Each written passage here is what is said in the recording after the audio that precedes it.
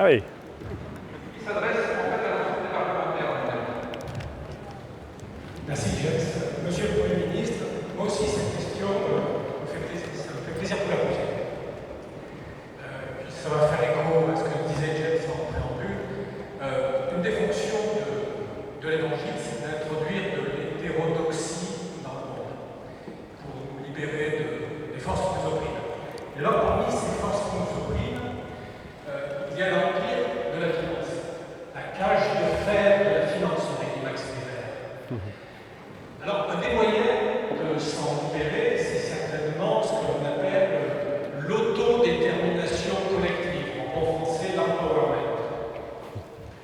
Alors, à cet effet, à l'automne, un amendement au code monétaire et financier a été déposé pour permettre aux épargnants de décider collectivement, sur la base d'un homme, une voix, la gestion de leur épargne pour protéger l'environnement, pour mieux protéger les hommes au travail, pour trouver le chemin d'une croissance raisonnée. Et cet amendement a été rejeté. Il était pourtant transpartisan et, très étonnamment, aucun groupe parlementaire, aucun autre parlementaire qu'un député socialiste de Meurthe-et-Moselle ne s'en est saisi. Alors je me suis dit qu'il y avait une belle occasion de faire progresser un espace de liberté qui avait été manqué. Alors ma question serait la suivante, ma question plus exactement est la suivante.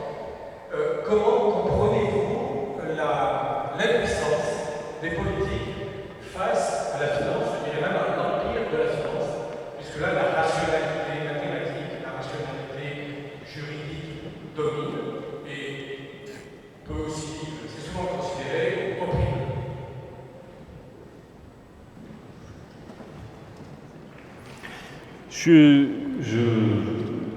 J'ai aucune réponse à apporter sur le débat parlementaire et l'amendement. J'y étais pas, je ne commente pas. Et j'ai un petit désaccord avec vous.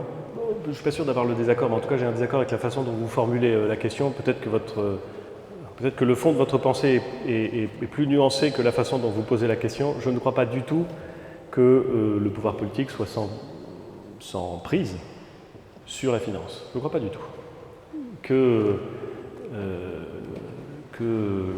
les relations entre la réglementation, le contrôle et le monde financier soient des relations compliquées, bien entendu, qu'un certain nombre de choses échappent quand elles sont neuves ou quand elles sont complexes, très complexes à la norme. C'est vrai, mais pardon, c'est vrai de tout ce qui est nouveau, massif et complexe.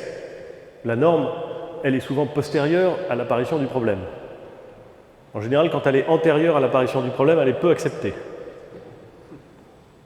Donc, oui, bien sûr, vous avez raison. De ce point de vue-là, il y a une difficulté du législateur, ou donc du pouvoir politique, l'exécutif, à appréhender ce pouvoir de la finance. Mais une fois qu'on a dit ça, je ne crois pas vraiment que l'histoire des 30, 40, 50, 60, 100 dernières années démontre qu'il n'y aurait aucun pouvoir de l'État ou de la sphère publique sur la finance.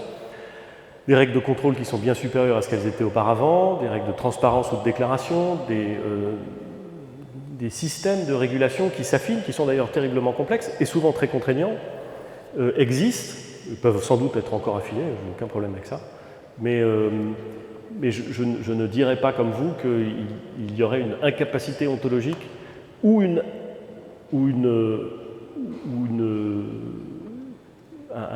absence d'appétence à faire. Je ne crois pas, c'est pas vrai. J'observe d'ailleurs que, quelle que soit la majorité, vous avez des réglementations qui continuent à évoluer et qui en général continuent à s'additionner et pas à s'enlever sur le code monétaire et financier.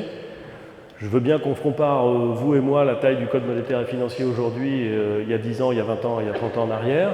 Honnêtement, je ne pense pas qu'il était beaucoup plus gros il y a 30 ans. Je ne l'ai pas lu il y a 30 ans. Je ne l'ai pas lu non plus l'année dernière, mais je suis sûr de ne pas me tromper. Donc, il y a une volonté quand même de prendre ça. Après, ce qui est vrai, c'est que vous avez des phénomènes qui sont mondialisés et des pouvoirs normatifs qui sont souvent nationaux, mais c'est aussi pour ça que vous avez une Union européenne qui existe et vous avez aussi une très forte réglementation au niveau européen d'un certain nombre de systèmes financiers. Je ne dis pas qu'elle est parfaite. Regardez ce qui se passe en ce moment, ce débat mondial qui est passionnant sur le taux d'impôt minimal. Bon, il y a 20 ans, personne ne l'imaginait. Aujourd'hui, je ne dis pas qu'il va se faire, je ne dis pas qu'il va bien se faire, mais enfin, on n'est pas très loin. C'est quand même des choses qui avancent. Donc vous voyez bien qu'il y a quand même une dialectique et un débat entre le monde de la finance et le monde politique. Et accessoirement, le monde de la finance, il peut être excessif, il peut être imparfait, tout ça est vrai. Mais enfin, ça n'est pas, puisque c'est vous qui avez cité Max Weber, ça n'est pas dans un temple que je vais dire que le monde de la finance, ça n'est jamais qu'un instrument pour permettre, normalement, de faire des choses. Voilà.